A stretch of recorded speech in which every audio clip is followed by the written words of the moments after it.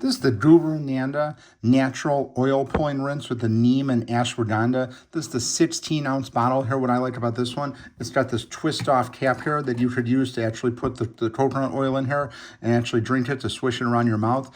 This is my new favorite here because the previous ones I was getting 8 or 16-ounce bottles and always had to find a measuring scoop or a measuring spoon or something to put it in. This is nice because you could just put it in here, put the cap back on there, and basically it's just easy to store, easy to use. You know how much you're getting each time.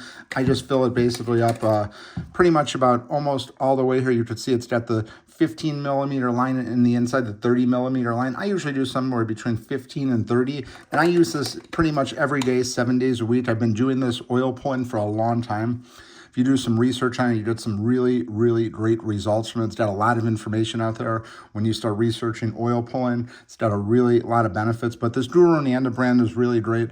But it does have the Neem and the Ashwagandha in here. I can't really speak to any of the benefits of these, but my main reason to do it is for just the oil pulling rinse. So if you're a fan of oil pulling, absolutely want to give this one a try.